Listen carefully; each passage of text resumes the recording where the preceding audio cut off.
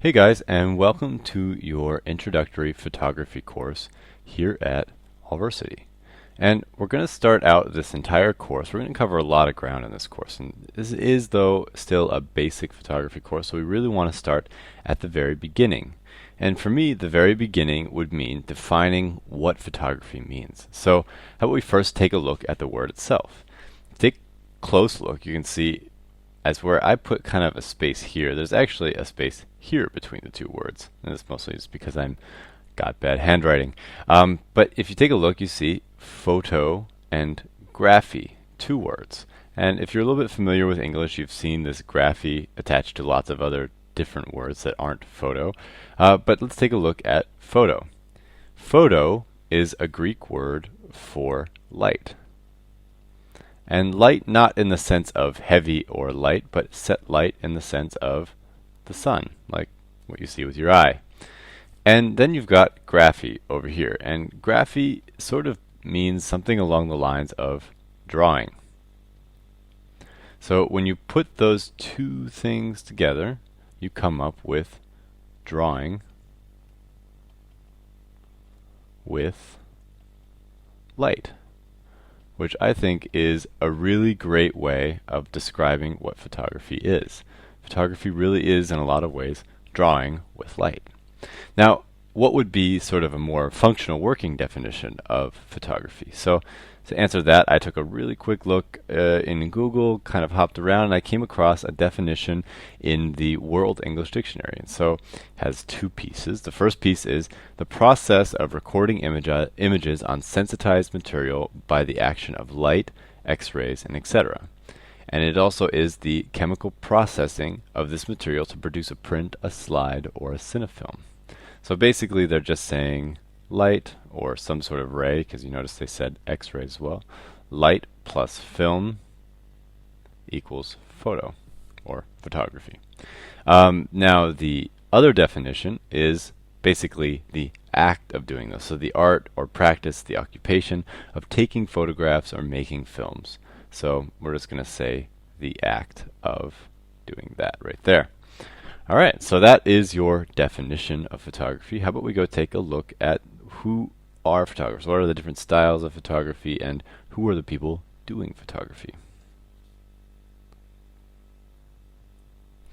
So let's start out again. We're gonna take a look here at styles. So styles of photography, and these have a lot to do with approach. These not necessarily maybe the look of the photo, but the actual way that the photograph is being made. And this is really important distinction for you young photographers out there to understand the difference between different types of photographers.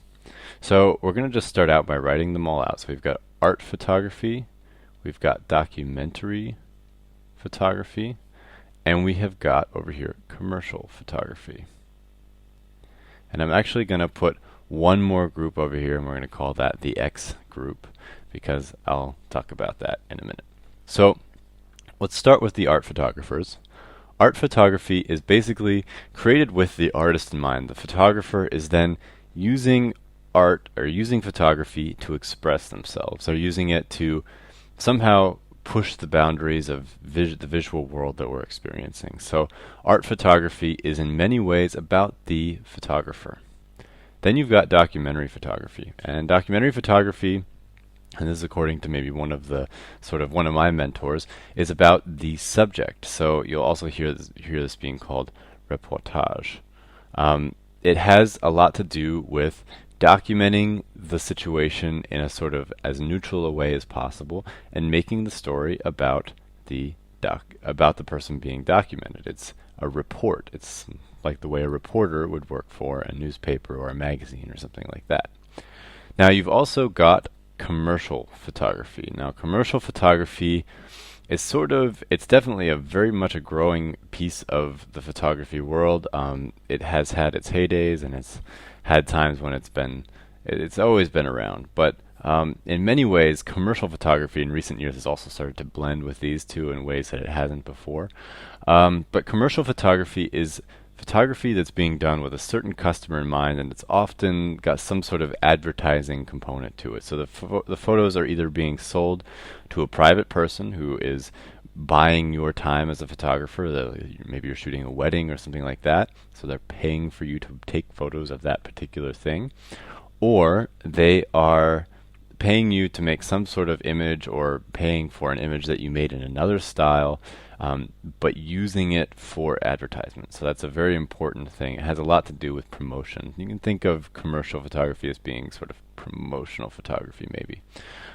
And then we've got this kind of other group over here, which I haven't really defined yet, and I'm not really going to, but the X group is basically people who are using photography to make sort of public record. It's not documentary in the sense it's not really for a magazine or something like that, but maybe police officers or salesmen, people like that, who are using photography in their work, but not necessarily in these formats over here. So I'm just going to leave that as the X group. I haven't found it anywhere on the internet, so I'm just going to not even give it a name. But I just want to make you all aware that that's out there. All right, so you can do all of these different styles of photography in a couple different ways these days. I mean, in the modern world, we have, everybody knows, we have digital photography. So this is the way that most of us are taking photographs these days. But that's actually not that old. I mean, when I was a kid, you didn't have digital cameras. You had film cameras. And so film cameras were how photography was performed for a long time. You also have, and this is kind of comes as a surprise to some people, you also have video. Some people are like, wow, video, is that photography? Well, yeah, it's photography. It's just photography that happens to be moving at about 24 pictures per second or so. All right, so how about we go take a look at some different examples of photography. Here we have got Ansel Adams, and Ansel Adams was an American photographer in the 20th century. And Ansel Adams is sort of your quintessential landscape photographer, and he was shooting that in the style, so like we said before, in the style of an art photographer. Now sometimes Ansel Adams did the occasional commercial piece or something like that, but in general he was a landscape photographer who was an art photographer. So landscape was his specialty. It was the sort of the thing that he liked to photograph, his specialty, but he was an art photographer. This photo right here is actually sort of not too controversial, but somewhat controversial because it kind of breaks some of the rules of the documentary and art photography sort of boundary. It was made by a woman named Dorothea Lange. Dorothea was a photographer, and during the Depression in the United States, it was a time back in the 30s when everyone ran out of money, everyone was very poor, and the government basically went around and hired artists to do projects. Dorothea Lange was sent out with her camera through the United States to take photographs. And this is one of her most famous, probably is the most famous photograph that she ever took, and it's called The Migrant Mother. Now, I'm using this photo as an example of the difference between art photography and documentary photography, because you could approach this situation in two different ways. If you are Dorothea Lange, you walk up to this woman, you say, ma'am, is it all right if I follow you for a while and take some photographs of you? And then you would proceed to take photographs while this woman was going about her day. And if Dorothea, or you as a photographer, don't affect this person in any way by trying to make them pose or make them do anything extra for you, if you don't tell them to sit and put their hand on their chin and look out across the prairie, then that is a documentary photograph. So if you are trying to document things as they are happening without influencing, and that's really important, or doing the least you can to influence, and you can never really truly not influence a situation, but you do that, then you are basically working as a documentary photographer. That can be art photography, but you're shooting in the style of documentary. Now, if you were to walk up to this woman here and say, I'd like to take some pictures of you, and then tell her, well, I'd like you to put your hand on your chin and look out across the prairie, and kids, if you could put your head sort of on her shoulder or behind her back, That'd be great. Thanks. And then take some photos. That would then, in that case, no longer be a documentary photograph. That is, well, I guess you could call it art photography. But it's no longer documentary in the sense that we think of it today. Back in the time when Dorothea Lange was working, the rules about this were there, but they weren't necessarily as strict as they are these days. And so, you know, whatever ended up happening with this story, whether this is a documentary photograph or an art photograph, in many ways it has become over time, no matter what happened, sort of seen as a documentary photograph because it captures a time and an emotion and a piece of American history in a way that's very unique. But it's just one thing to think about as you're approaching the difference between documentary and art photography. Now here, right, this photo would be a classic example of documentary that's sort of like an artistic documentary photo. It's taken by one of really my favorite photographers. I love this guy. His name is Henri Cartier-Bresson. He's a French guy who worked as a photojournalist. It's one of my favorites, and I spell his name wrong. He's a French photographer who worked for big photo agencies back. He was one of the founders of Magnum, which is a huge photo agency, very important in the history of photography. And you can see here that you can shoot in documentary style. So this is a documentary photograph, but that it can still be artistic. That is totally cool. You can be artistic. It doesn't necessarily be an art photograph.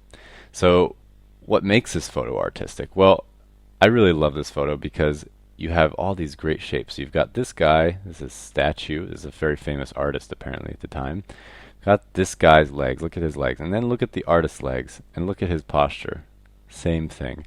And almost in a way, and I'm not sure if this was necessarily intentional, but I also, looking into it, also see this line here, and this line here, and this line here. And you can see there's just really interesting shapes going on there. And this is typical Henri Cartier-Bresson. He has better photos. I think this isn't one of his best ones. This is just one that was in the open domain. But you just always are seeing this in his work, and a lot of documentary photographers do very artistic work, but they're also doing it in a way that they're not telling the guy, hey, could you go back and walk and do that again and again and again. They just catch it the first time that it happens. Now we're going to move into commercial photography. So these two things that you're seeing right here are most certainly, or often are, commercial. So most of the wedding photography that you see, unless you're shooting it as a photojournalist for a magazine or something like that, if you're being hired by the bride, or most likely by the bride's father, you are working as a commercial photographer. Sorry, whew, lots of saying photography today. All right, so wedding photography is very often commercial. It can be otherwise, but it's generally commercial. Fashion is also a very big piece of commercial photography these days. It's everywhere. It's probably, in the Western world, one of the types of photography that we see the most. Fashion photography can be journalistic if you're being sent by a paper or a magazine to document an event, but very often you're being paid by maybe the maker of this pair of pants or these fancy shoes, or these fancy red shoes. Wow, look at those. You might be being paid by the makers of those, or some sort of, maybe the people who are putting on the show up here, or maybe, this rich guy over here wants some photos. Whatever the case is, you're working as a commercial photographer often in these situations. And the difference between those is who's paying you, essentially. All right, and when you think about photographers, I think a lot of people have a lot of different ideas. What is a photographer? And a lot of times you kind of imagine this guy with this massive lens right here. It's just really ridiculous. You kind of imagine these guys, and in a lot of ways, yeah, those people are photographers, but there's lots of different ways of being a photographer. It's always been the case. You have guys like this from back in the day who were doing portrait studios. You have people like this right here who's, this is a Turkish photographer who does a lot of art photography. She's using a medium format camera here. And you have everything in between. You have people who, and you also have people who are outside of the professional world who are just working as amateurs. So there you have it. That was your introduction to the very basics of photography. We're going to move on in the next lesson to the history of photography. For right now, you can check out more videos at allversity.org.